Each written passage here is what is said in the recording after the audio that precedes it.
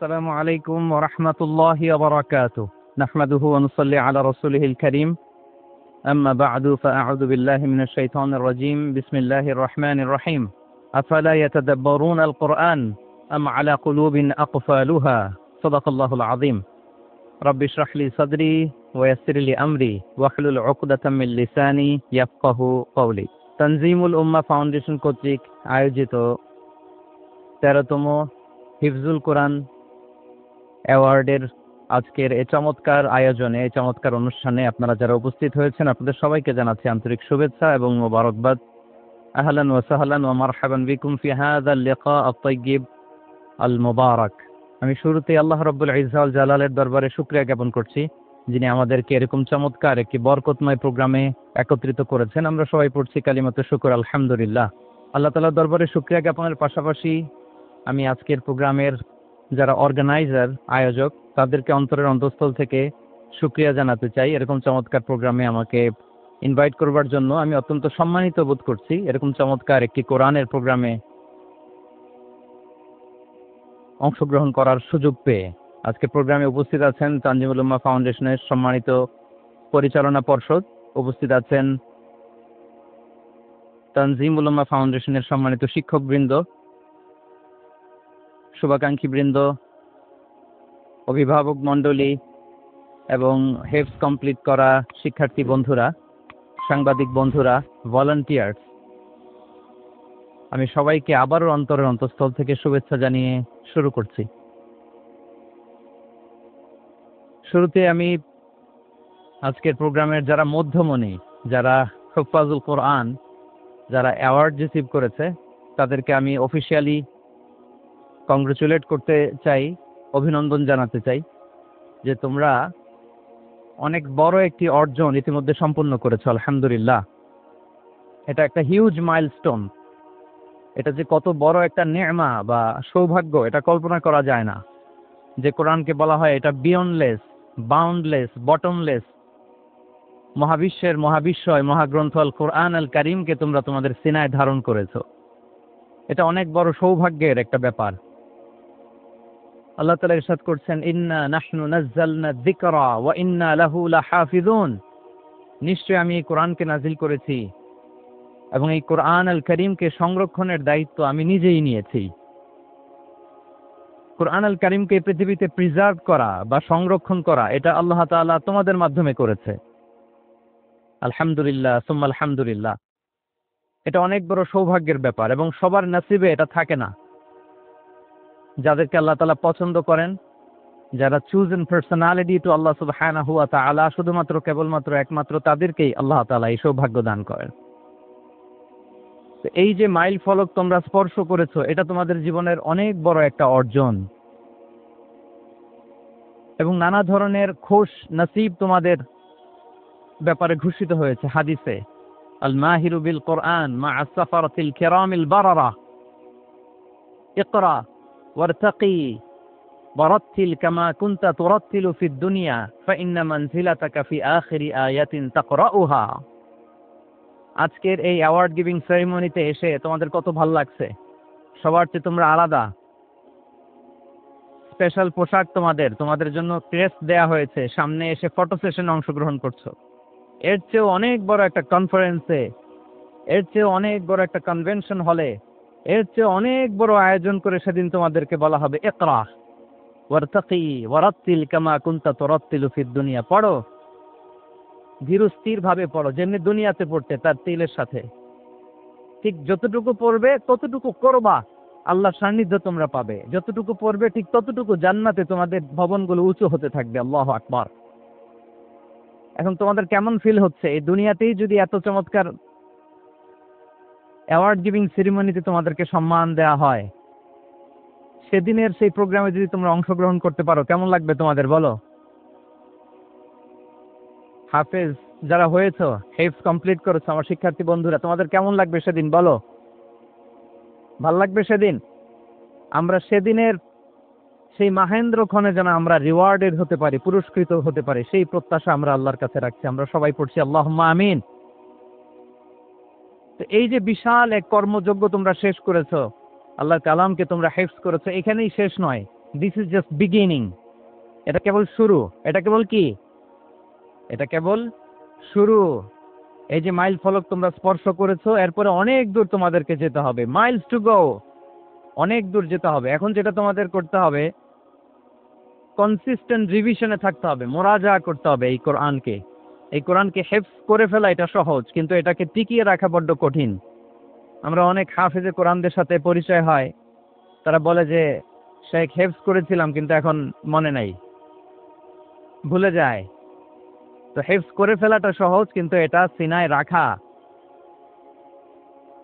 মরণ অবধি, যতদিন দুনিয়াতে বেঁচে থাকি ঠিক ততদিন এই কোরআনকে প্রিজার্ভ করা, সিনাতে রাখা, এটা বড্ড কঠিন, অনেক বড় চ্যালেঞ্জ এটা তোমাদের জন্য। সো এই continuous revision of the holy Quran, এটা তোমাদের লাগবে। আল মুদাওয়ামাতু আলা কিরাআতিল কোরআন, প্রতিদিন ডেইলি বেসিসে এটা তোমাদের ডেইলি ওজিফা করে নিতে হবে। আমি সম্মানিত অভিভাবকবৃন্দ যারা আছেন তাদেরকেও বলবো যে এটা একটা টিম ওয়ার্ক, আপনাকেও হেল্প করতে হবে এখানে। আপনার বাচ্চা কোরআন তেলাওয়াত করবে, আপনাকে শোনাবে, আপনি তাদেরকে শোনাবেন। এই টিম ওয়ার্কের মধ্য দিয়ে কোরআন প্রিজার্ভ হবে, এটা থাকবে। এটা বড্ড জটিল। কোরআন হেফজ করা সহজ, কিন্তু এটাকে ধরে রাখা খুবই কঠিন। তো তোমাদের জন্য first and foremost reminder tonight, প্রথম রিমাইন্ডার হচ্ছে যে রেগুলার বেসিসে এই কোরআনকে মোরাজা করতে হবে, তা না হলে এই কোরআন থাকবে না। এবং আল্লাহ রাসূল সাল্লাল্লাহু আলাইহি ওয়া আলিহি ওয়াসাল্লাম তিনি ওসিয়ত করেছেন, তিনি বলেছেন তাআহাদুল কোরআন ওয়া ইন্নাহু আশাদ্দু তাফাল্লুতান মিনাল ইবিলি ফি উকুলিহা।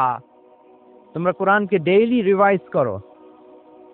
যারা তোমরা হেফজ কমপ্লিট করেছো, হাফাজাতুল কোরআন, তোমাদেরকে উদ্দেশ্য করে আল্লাহ রাসূল সাল্লাল্লাহু আলাইহি ওয়া আলিহি ওয়াসাল্লাম বলেন যে তাআহাদুল কোরআন, তোমরা ডেইলি বেসিসে কোরআনকে কি করো? রিভাইজ করো, রিভিশন দাও, মুরাজা করো, এটাকে সম্মান করো।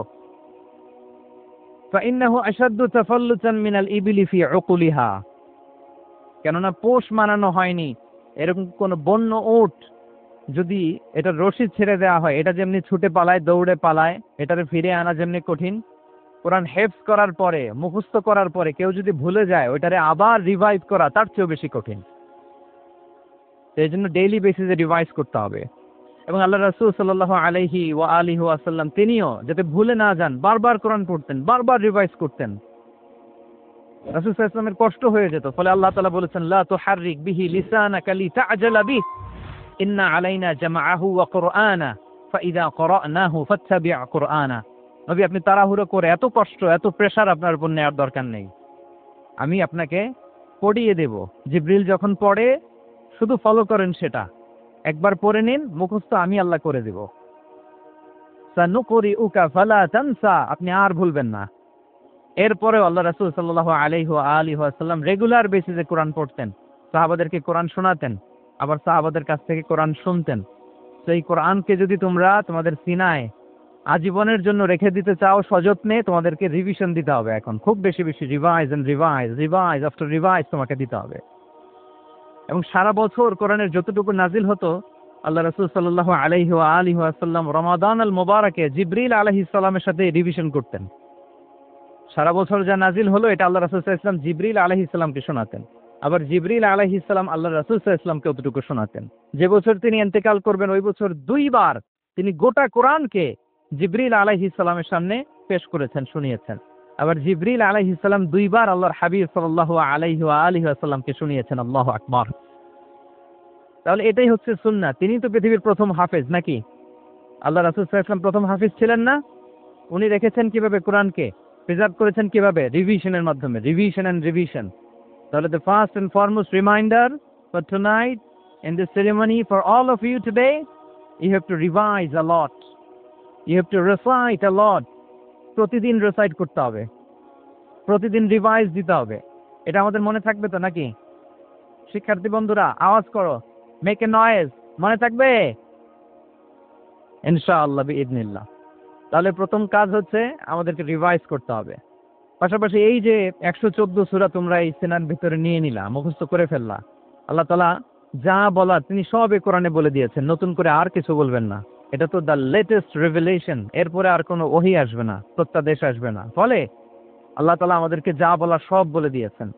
মুখস্থ করার বড় কাজ এখন যেহেতু শেষ, এবার আমরা বোঝার জন্য উঠে পড়ে লাগবো, কোরআনকে বুঝতে হবে। আমাদের মাতৃভাষায় এই কোরআনের মর্মবাণী, মর্মার্থ, আল্লাহ তাআলা কি ডুজ এন্ড ডোন্টস আমাদের জন্য দিয়েছেন, কি করা যাবে কি করা যাবে না সব তিনি বলে দিয়েছেন। এটা আমাদেরকে বুঝতে হবে। আমরা গত বছর একটা বই লিখেছি এক নজরে কোরআন নামে। আমরা খুব সহজে 114 সূরার সামারি সেনোপসিস এই কোরআনে নিয়ে এসেছি, এই বইটিতে নিয়ে এসেছি। ফলে কেউ কোরআনের বঙ্গানুবাদ পড়ার আগে বা তাফসির পড়ার আগে যদি এক নজর এই বইটাতে একটু চোখ বোলা, একটু গো থ্রু করে, তার জন্য কোরআন বোঝাটা একেবারে সহজ হয়ে যাবে ইনশাআল্লাহ বিইজনিল্লাহ। এই বই ছাড়াও আরো অনেক অনেক বই সম্মানিত লেখকরা তারা লিখেছেন। আমরা যেন কোরআনের সাথে নিজেদের অ্যাটাচমেন্ট বাড়াই, মাতৃভাষায় যেন আমরা কোরআনকে বুঝি, আমরা কোরআনের অনুবাদ যেন ডেইলি বেসিসে পড়ি, কোরআনের সহজ সরল যে তাফসির আছে এই তাফসিরগুলো যেন আমরা পড়ি। এটাকে বলে তাদাব্বুর। যে আয়াত দিয়ে আমি শুরু করেছি, আফালা ইয়াতাদাব্বারুনাল কোরআন আম আলা কুলুবিন আকফালুহা, আল্লাহ বলছেন তারা কি গভীর মনোযোগের সাথে কোরআন পড়বে না, উইথ ভাস্ট কনসেন্ট্রেশন, খুব ধ্যানমগ্নতার সাথে খুব মনোযোগ দিয়ে কি তারা কোরআন পড়বে না, নাকি তাদের হৃদয়ে তালা ঝুলে আছে? আমাদের হৃদয়ের জং ধরা তালা যদি আমরা খুলতে চাই, এটা আনলক করতে হবে আল কোরআন আল কারীম দিয়ে। তাহলে প্রথম রিমাইন্ডার হচ্ছে রিভিশন। আমার প্রিয় হাফেজ ভাই এবং বোনেরা, আমরা যেন রিভিশন দেই বেশি বেশি। 2 নম্বর কথা হচ্ছে আমরা যেন কোরআনের মর্মবাণী বাংলায় বুঝবার চেষ্টা করি, কোরআনের তাফসির যেন আমরা পড়ি, আমরা যেন তাদাব্বুরে কোরআন করি, কোরআনের যে রিফ্লেকশন গুলো আছে এগুলো যেন আমরা ধারণ করতে পারি। তাদাব্বুর শব্দটা বেসিক্যালি এসেছে আরবি শব্দ দুবুর থেকে। দুবুর, দুবুর শব্দের অর্থ হচ্ছে পেছন, যে কোনো জিনিসের পেছনকে বলে, আমাদের পেছনটাকেও বলে দুবুর। তো তাদাব্বুরে কোরআন মানে হচ্ছে কোরআনের যে বাহ্যিক আয়াতের যে অর্থ, এর পেছনের যে গল্পটা, পেছনের যে রহস্য, এই আয়াতের পেছনের যে রহস্য এটাকে উদ্ঘাটন করার চেষ্টা করা, আত্মনিমগ্ন হওয়া, কোরআনের রহস্য উন্মোচনের জন্য ধ্যানমগ্ন হওয়া, খুব গভীর মনোযোগ দিয়ে with vast concentration and attention কোরআনকে পড়াকে বলে তাদাব্বুরে কোরআন। তাহলে রিভিশনের পাশাপাশি আমাদেরকে তাদাব্বুরে কোরআন করতে হবে। কি পারা যাবে তো ইনশাআল্লাহ? এই কোরআন যে তোমাদেরকে কোথায় নিয়ে যাবে তুমি জানোই না, তোমার কোনো আইডিয়াই নাই এই যে কোরআন তোমাদেরকে কোথায় নিয়ে যেতে পারে। এবং শিক্ষার্থীদের জন্য গোটা বিশ্ব খোলা, the entire world is open for you. তোমরা বিশ্ব জয় করতে পারো, তোমরা ঢাকা বিশ্ববিদ্যালয়ে যাবে, তোমরা চট্টগ্রাম বিশ্ববিদ্যালয়ে যাবে। এই যে তোমাদের এক বড় ভাই বসে আছে ডাকসুর ভিপি সাদিক কায়েম, ঢাকা বিশ্ববিদ্যালয়ে যে আমাদের কোরআনের আলো ছড়িয়ে দেওয়ার দরকার আছে না নাই বলো? তোমরা অক্সফোর্ডে যাবে, তোমরা এমআইটিতে যাবে, তোমরা হার্ভার্ডে যাবে, আমি হার্ভার্ডে গিয়েছি, এমআইটিতে গিয়েছি, তোমরা ইয়েল ইউনিভার্সিটিতে যাবে, সেখানে যে কোরআনের আলো ছড়িয়ে দিবে ইনশাআল্লাহ বলি সবাই। তাহলে শিক্ষার্থীদের জন্য গোটা বিশ্ব খোলা। তুমি জানোই না যে আল্লাহ তাআলা তোমাকে কোথায় নিবে। খুত্তাতুল্লাহি আ'যামু মিন খুত্তাতিকুম, আল্লাহর প্ল্যান তোমার প্ল্যানের চাইতে অনেক অনেক বড়। তুমি জানোই না যে আল্লাহ তাআলা তোমাকে দিয়ে কোন খেদমত নিতে পারে। সো আমরা যেন তাদাব্বুরে কোরআন করি, কোরআনে যে আল্লাহ জেমস গুলো দিয়েছেন এগুলোর সাথে নিজেদের অ্যাটাচমেন্ট যেন আমরা বাড়াই, একটু একটু করে যেন পড়ি। এবং সাহাবা রিদওয়ানুল্লাহি তাআলা আলাইহিম আজমাইন, ওনাদের হ্যাবিট এটাই ছিল, ওনারা তাড়াহুড়ো করে কোরআন পড়তেন না, একটু একটু করে পড়তেন। তোমাদের তো 2 বছর কিংবা 3 বছরে হেফজ শেষ হয়ে যাওয়ার কথা নাকি? তাদের কয় বছর লেগেছে হেফজ করতে? 3 বছর। আচ্ছা, তোমরা কি জানো ওমরে ফারুক রাদিয়াল্লাহু তাআলা আনহু উনি সূরা বাকারা হেফজ করতে সময় নিয়েছিলেন 12 বছর। আই রিপিট, আমি আবারও বলছি, সাইয়েদনা ওমরে ফারুক রাদিয়াল্লাহু তাআলা আনহু উনি সূরা বাকারা মেমোরাইজ করতে সময় নিয়েছিল কয় বছর? 12 বছর। ওনাদের অভ্যেস ছিল তারা তাদাব্বুরে কোরআন করে করে আগাতেন। 10 আয়াত পড়তেন, এটাকে মুখস্থ করতেন, এটার অর্থ বুঝতেন, এটার উপর আমল করতেন, এটাকে ধারণ করতেন, এটার উপর সাধনা করতেন, এটারে ডাইজেস্ট করা শেষ, এরপরে 10 আয়াত, আবার একই সিস্টেমে 10 আয়াত পরে এরপরে 10 আয়াত। এভাবে সূরা বাকারা শেষ করতে উনি সময় নিয়েছিলেন কয় বছর? 12 বছর। এবং যেদিন সূরা বাকারা কমপ্লিট করেছিলেন ওদিন উট জবাই করে সবাইকে খাইয়েছিলেন। সুবহানাল্লাহ বিহামদি। ওনারা কোরআন জানাটাকে সেলিব্রেট করতেন। আল্লাহু আকবার। তো আমরা যেন তাদাব্বুরে কোরআন করি। তাহলে আমার রিমাইন্ডার গুলো খেয়াল রাখতে হবে। 1 নম্বরে কি বলেছি? Revision. Let's say all together. 1 নম্বরে কি ছিল? রিভিশন। 2 নম্বরে তাদাব্বুরে কোরআন। সবাই বলি 2 নম্বরে কি ছিল? তাদাব্বুরে কোরআন। বুঝে বুঝে কোরআনের মেসেজগুলোকে হৃদয়ঙ্গম করা, একটু একটু করে হৃদয়ঙ্গম করা, একবারে সব না। কারণ কোরআন নাজিলও হয়েছে একটু একটু করে। হাসাবা হাওয়াইজিল বাশার, মানুষের যত প্রয়োজন ছিল এই প্রয়োজনের প্রেক্ষাপটে চাহিদার আলোকে একটু একটু করে 23 বছরের লং পিরিয়ড অফ টাইমে কোরআন নাজিল হয়েছে। কোরআন কিন্তু তাওরাত, জাবুর, ইনজিল, কোরআনের মতো, ইনজিলের মতো, তাওরাতের মতো, জাবুরের মতো কিন্তু কোরআন একবারে নাজিল হয়ে যায়নি। তাওরাত, জাবুর কিন্তু একবারে এট এ টাইমে নাজিল হয়েছে, কিন্তু কোরআন নাজিল হয়েছে কত বছরের সময় নিয়ে? 23 বছর, 23 ইয়ার্স, 23 বছরের লং পিরিয়ড অফ টাইম নিয়ে। গারে হেরাতে প্রথমে শুরু, মক্কা থেকে প্রায় 10 কিলোমিটার উত্তর পূর্বে 634 মিটার উঁচু দ্য মাউন্টেন অফ কেভ, প্রথমে নাজিল হলো ইকরা বিসমি রাব্বিকাল্লাযী খালাক, read in the name of your lord who has created, পরে তোমার প্রভুর নামে যিনি শিখিয়েছেন। এই তো নাজিল হতে লাগলো, কখনো মক্কায়, কখনো মদিনায়, কখনো ঘরে, কখনো বাইরে, কখনো মরুভূমিতে, কখনো বাজারে, কখনো যুদ্ধের ময়দানে। রাসূল যেখানে, সাথে সাথে কোরআনও সেখানে, একটু একটু করে। আল্লাহ রাসূল সাল্লাল্লাহু আলাইহি ওয়া আলিহি ওয়াসাল্লাম উনি ওনার জীবনে, পরিবারে, সমাজে যখনই কোনো সংকটের মুখোমুখি হয়েছেন তখনই সমাধান হয়ে হাজির হয়েছে কোরআন। সুবহানাল্লাহ বিহামদিহি। যখনই সংকট তখনই কি? কোরআন। যখনই কোনো প্রবলেম ফেস করেছেন, কোরআন। কারণ কোরআন হচ্ছে দ্য প্রবলেম সলভিং মেথোডোলজি। যখনই সমস্যা, সমাধান নিয়ে হাজির হয়েছে কোরআন। তাহলে আমরা যেন তাদাব্বুরে কোরআন করি। পৃথিবীর সবচেয়ে ইন্টারেক্টিভ বুক এটা, একটু একটু করে নাজিল হয়েছে, খুবই জীবন ঘনিষ্ঠ। তোমরা যত পড়বে, যত রিসার্চ করবে, যত এক্সপ্লোর করবে, তত এই জ্ঞান, এই নলেজ, এই রহস্য তোমাদের কাছে ধরা দেবে। তাহলে 1 নম্বরে হচ্ছে রিভিশন, 2 নম্বরে হচ্ছে তাদাব্বুরে কোরআন, যেটা বলেছি যে এটা ইন্টারেক্টিভ বুক। যখনই রাসূল সাল্লাল্লাহু আলাইহি ওয়াসাল্লাম সমস্যার সম্মুখীন হয়েছেন তখনই কোরআন আলোকবর্তিকা হয়ে হাজির হয়েছে। এবং কোরআনকে আল্লাহ আলো বলেছেন অনেক জায়গায়, ওয়ানসালনা ইলাইকুম নূরাম মুবিনা, নূর বলেছেন আল্লাহ তাআলা, এটা আলোকবর্তিকা। কিতাবুন আনসালনাহু ইলাইকা লিতুখরিজান নাসা মিনাজ যুলুমাতি ইলান নূর, অন্ধকারাচ্ছন্ন মানুষগুলোকে আলোর পথে নেয়ার জন্য আল্লাহ তাআলা এই কিতাবকে পাঠিয়েছেন, ক্রাইটেরিয়ান করে পাঠিয়েছেন। এই কোরআনের সাথে যদি আমার প্রিয় শিক্ষার্থী বন্ধুরা তোমাদের অ্যাটাচমেন্ট গড়ে ওঠে, সারা জীবনের জন্য তুমি সেফ। It's the criterion. কোরআন পড়লে, কোরআন জানলে কোনটা সত্য কোনটা মিথ্যা কোরআনের লেন্স দিয়ে তুমি পরখ করতে পারবে।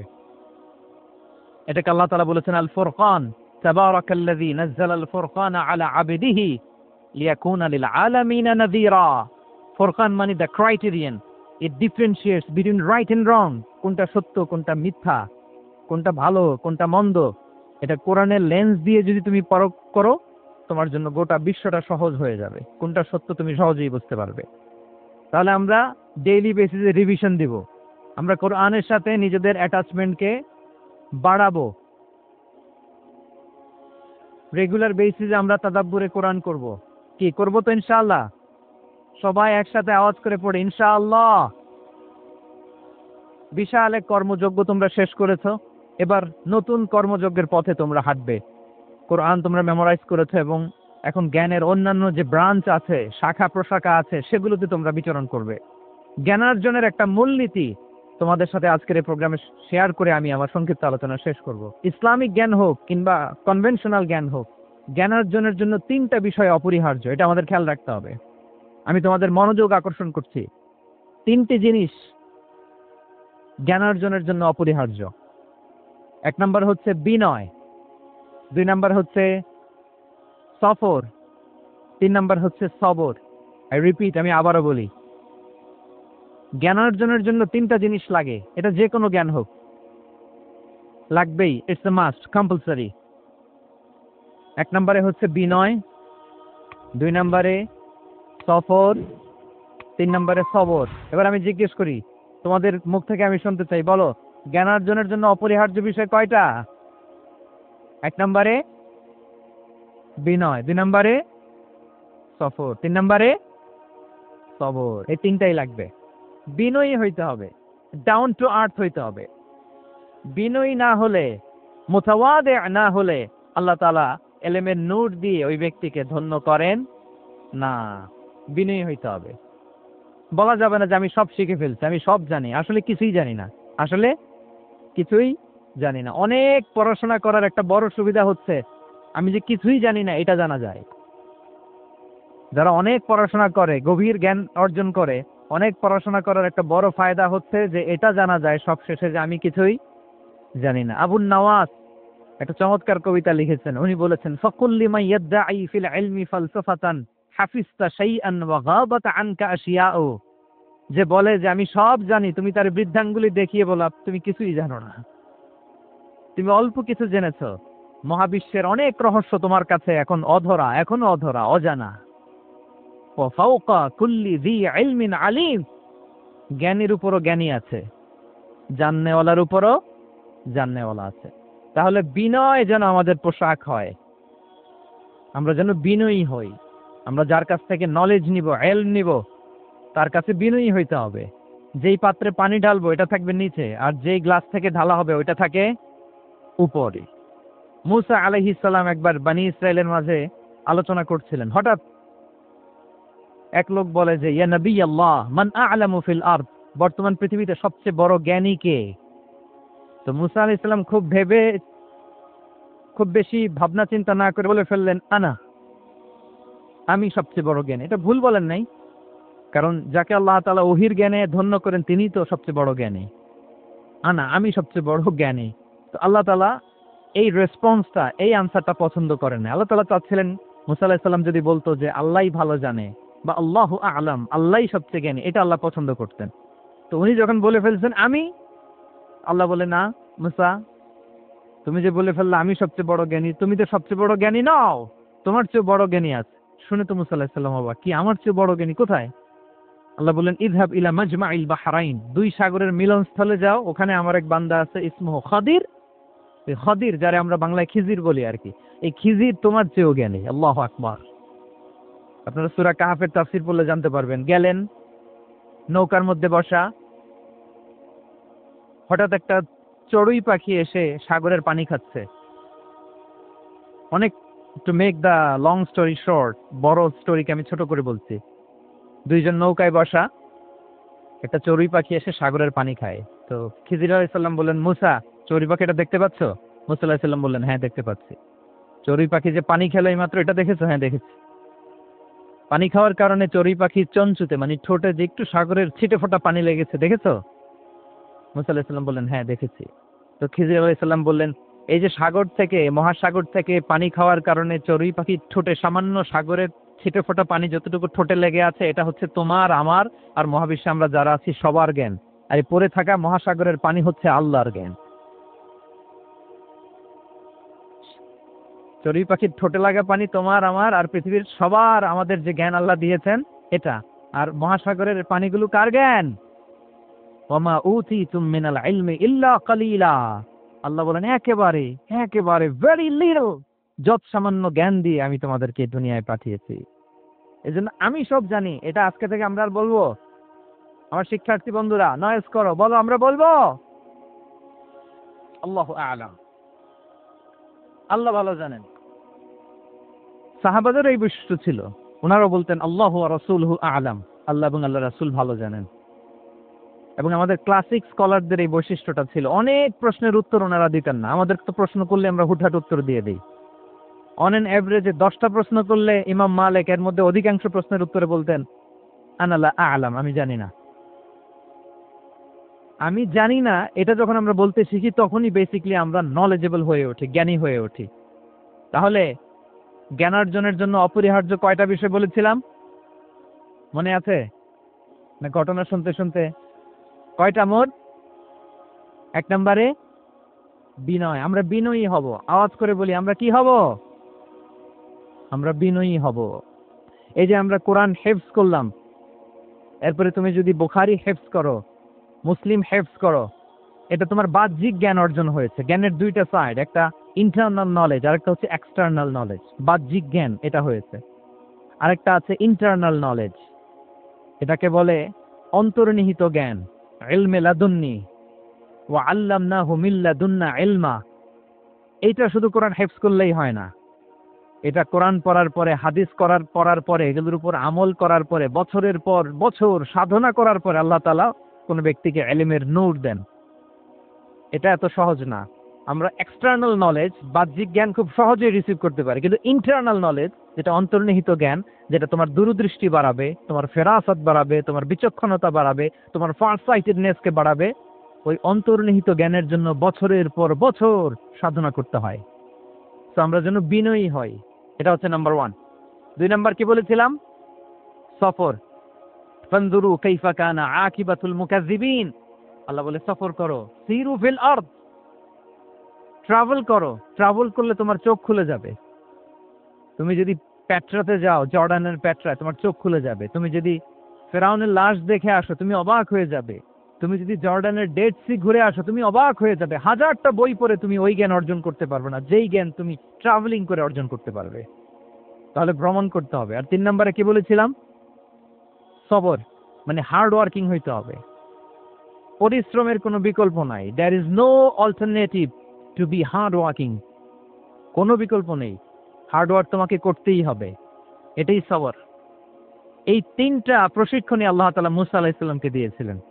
লম্বা ঘটনা, তিনি খিজির আলাইহিস সালামের সাথে সফরও করেছেন। ওনার কাছে যে বিনয়ী হয়ে